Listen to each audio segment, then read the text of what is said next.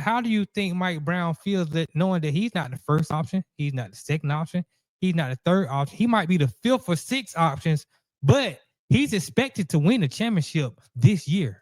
Now, I was in that situation. People don't know this. The year that I won Coach of the Year in Toronto, kind of through an emissary, I was approached and I knew Brian Colangelo, he never hired me, right? When he came in, I was hired by Rob Babcock, blessed dead. Rob passed away years ago from pancreatic cancer. And he hired me. And when they moved on from Rob Babcock, I was still the coach. And it was all this talk because of Brian Colangelo never hired me, never interviewed me, didn't know me, that my time in Toronto was going to be short. I even anticipated getting fired. But I think when he came in, he gave me an opportunity to coach. And, to make a long story short, I ended up winning Coach of the Year. But the year I won Coach of the Year, it was still that talk that I wasn't his guy. And so my agent at the time, my player agent at the time, we had kind of got rumblings that the Knicks were willing to entertain Mike D'Antoni going to Toronto for Brian Colangelo, who he had a relationship with, and myself going to New York with Donnie Wash. And I wanted to do it. And if you ask me why, because Brian Colangelo didn't hire me. And shortly a year and a half after that, he fired me. And we always knew that was the kind of elephant in the room, that because I wasn't quote unquote his guy. And Wayne Emery used to say this all the time, Brian, your guy should be whoever's sitting in that seat getting the job done. Period. Whoever's sitting in that seat getting the job done, that should be your guy. It shouldn't be some guy that you're going to fire a guy doing a good job. Bring in a guy that's got to learn all these personalities and learn everything and learn the vibe of the city, the pace of the team. And then that guy got to become successful.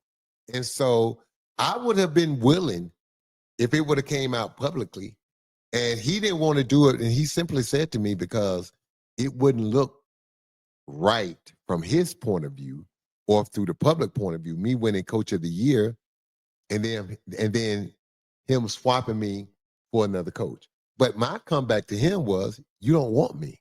I'm not your guy. How many times have I heard that, right? Not just in the media, but within this organization, that I'm not your guy. And I'm fine with that. You gave me an opportunity to continue to coach, to prove myself.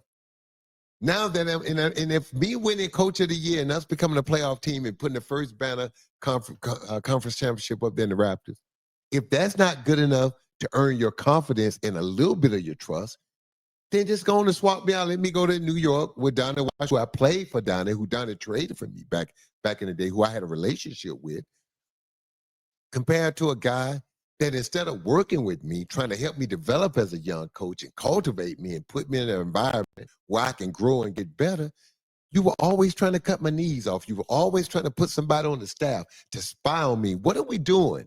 Now, this is what blows my mind about these general managers who want to put people on coaches' staff so they can report back.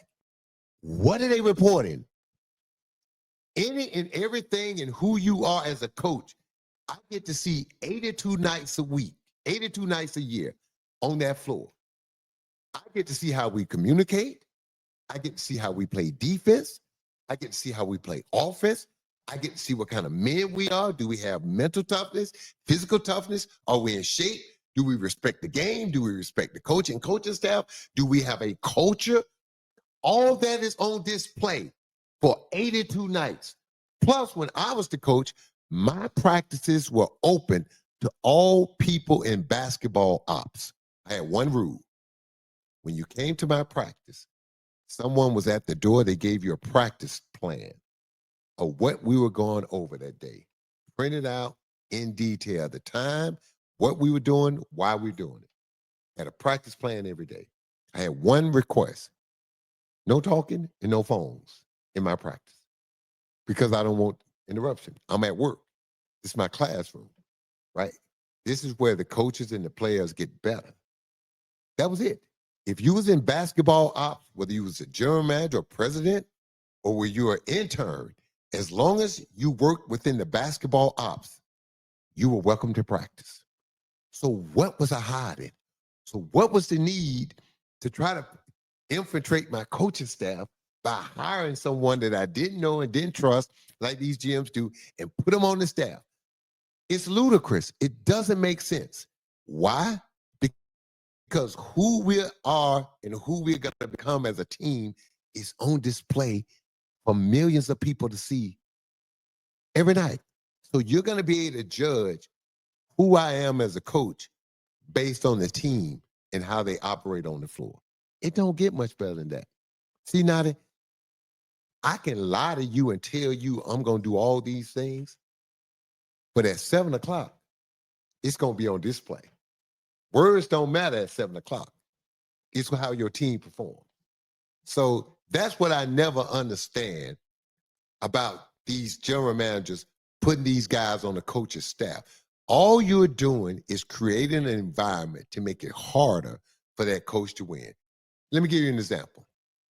Let's say now I'm filling out my staff and you're the general manager's guy. He brings you in and says, Coach, you got to put this guy on your staff, James. He's going to be a good young coach one day. And you already know this guy's there for two reasons. To learn all your stuff, so one day he can replace you. Right? See, what people don't understand, Mark Dagnall was placed on Scott Brooks' staff a long time ago before anybody knew who he was. He was placed on his staff. And it wasn't a choice that Scott Brooks was given. All right? Now, turned out the guy learned, came up through the ranks. They made him the head coach. He's won a championship. Understand it. But this is what's done. My thing is this. You're tying the coach's hands behind his back. Not in nobody. This is just human nature. If I don't know you and trust you, nobody's going to let you see their weaknesses in front of people they don't trust. So as a coach, let me tell you something, people. There's not a coach in the history of the world, and I've had lunch with John Wooden, who I consider the smartest and brightest coach. There's no coach that knows everything about everything and about all people. So when you do this to a coach, he's not going to let people around him know his weaknesses. How do I help a head coach if I don't know where he needs help? Think about it. Because I'm not going to let you see my vulnerability because I don't trust 2 or 3 guys on my staff. And I don't want them running back to the gym. Hey, guess what? We're in the mean. Coach don't really understand this type of thing on pick and roll defense. No one understands everything. That's why you have coaches. And now I'm going to say this, and this is a knock on assistant coaches. This is what pisses me off about assistant coaches. All you see assistant coaches doing, the majority of them, trying to act like and be like the head coach, trying to see what he sees. I used to tell my assistant coaches this, and this is something I live by as assistant coach. How can I assist you if I only see what you see? How can I give you different advice and a different viewpoint if I'm looking at it through your eyes? My job and my expertise, being a former head coach, being on your staff, is supposed to see things that you don't see, because sometimes as a head coach, you're too close to it. I used to have my friends who was in coaching, out of coaching at the time, always watch my games and give me a scouting report. And I guarantee the scouting report that my friends gave me that was out of coaching and the self-scouting report that me and my coaches did was always slightly different. Why? Because they took a step back and looked at my team from an objective point of view and from an honest point of view. Me and the staff, we're looking at it, and the hardest thing to do, Nadi, is to be objective and completely 100% transparent about your own team. Because there's some inside of you that's going to always, in your mind to cope with it, going to always make it seem a little bit better than what it really is. Think about it.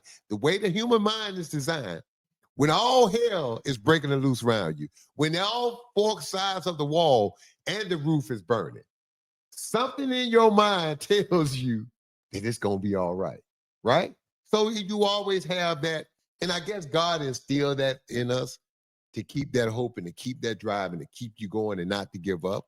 But you have to understand that And so I would always have outside people look at my team and give me an evaluation because I always understood I was too close to the situation. I'm coaching these guys every day.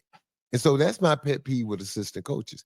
They get so caught up trying to get a job by proving that they're ready to be a head coach. Hell, first prove you're ready to be a good assistant coach.